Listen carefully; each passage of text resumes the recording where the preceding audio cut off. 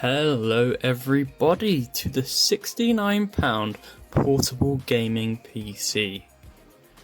As an Epic LAN attendee, I know my way around a LAN, and I can always tell how annoying it is when you have to bring a massive PC.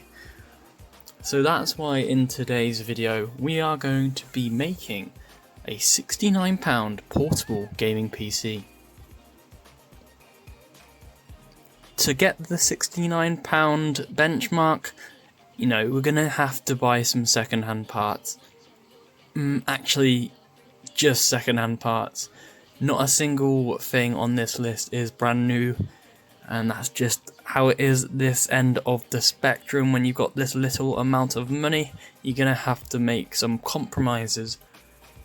But starting us off with our list, for £15 I managed to acquire this PC case, a really crappy little 64GB SSD and a 500GB hard drive, and you'll see why you shouldn't be buying second-hand parts later on, as we discover there's some tricky business with that hard drive. Fortunately, it came with a 450W Antec power supply, which, it's not going to win any awards, but Antec, they're a middling brand. This particular model does not show up on the PSU tier list, so I'm going to have to hope and pray that it's okay, but again, at this price point, it's just sort of, we have to do what we have to do.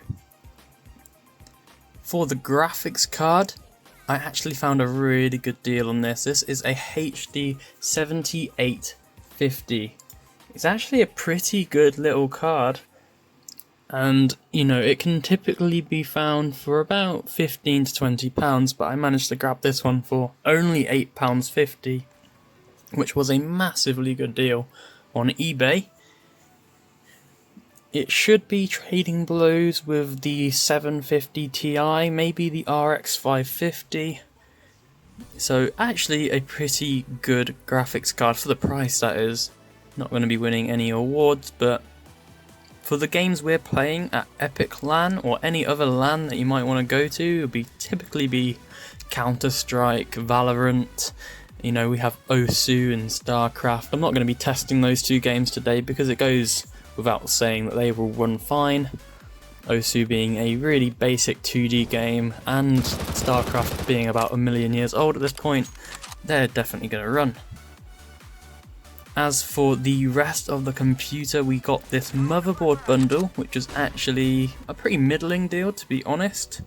It's a H110 BioStar motherboard. Didn't even know they made motherboards. It came with an i5 7500 along with 8GB of RAM. With RAM being the price that it is these days, I couldn't spring for another 8GB kit. Even the cheapest 8GB stick that I could find goes to around £10, but luckily I managed to find this 4GB stick of RAM, which was very, very cheap, just £4 for this particular one. And that will bring our total amount of RAM to 12GB along with what came with the bundle. I know it's a little bit mismatched, 12GB, and I'll be telling you about the speeds because I think we managed to get it to 2400 MHz without it crashing, which isn't great, but on these older Intel platforms, it's not the biggest of deals. Next, we managed to get another SSD just for a £5. This was from CEX, and it works. It does the job. Let me have a few more games to install. And as for just talking about the hard drive, the 500GB one that came with the bundle or the PC case is unfortunately dead. It is completely dead. It was really causing a lot of issues, which is why I got this 160GB hard drive from CEX. It was £2 in my local, and yeah, that's it. It was cheap and I had to stay in budget, so that's all we could do. And that will bring our total. Just going to go through the prices here. It's £15 for the case bundle. It was £8.50 for the graphics card. £35 for the motherboard bundle. We had £4 for the RAM. And then another £5 for the 120GB SSD. No M.2 in this build, unfortunately. And that brings it up to £68.50, but that's not quite 69, is it? So I went and bought some bananas, and I counted them. So I went and picked up some bananas, and they are now part of this build. Whether you like it or not, that's what I had to do to get this 69 number.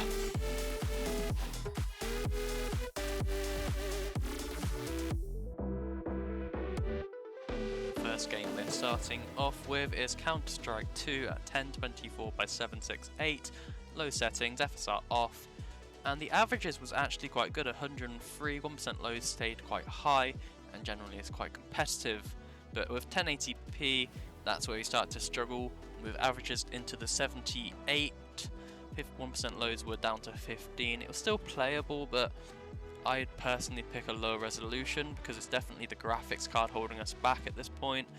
You know, the i5-7500 is actually quite a decent CPU.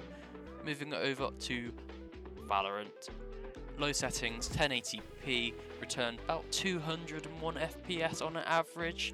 It was very playable, those 1% lows weren't too noticeable, so overall a very playable experience. And our next game is Peak. You know, it's a bit of a friend slop game, but it's something that me and my friends played a lot at Epic Land, so something that I wanted to benchmark. 1080p, averaged about 60 FPS. It was pretty much locked there for a time being, but there were a few hitches and stuff that's down to the 5 to 6 FPS.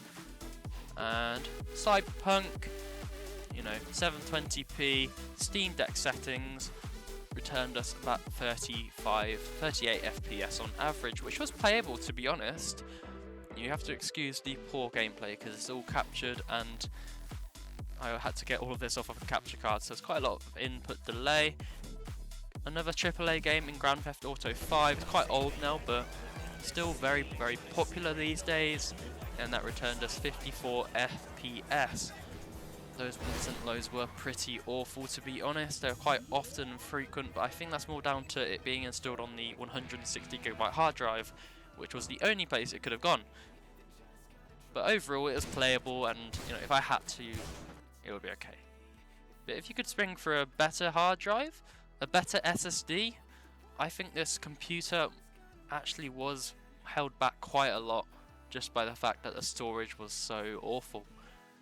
But I really hope you guys have enjoyed this video, and you know, maybe this will inspire you to build your own budget mini PC. You know, even £100, £200. We could have done a lot more, but staying within the £69 budget, that was definitely the hardest part about all of this. But I really hope you have enjoyed the video. Give me a subscribe and a like if you found any of this interesting whatsoever, and I'll see you in the next one.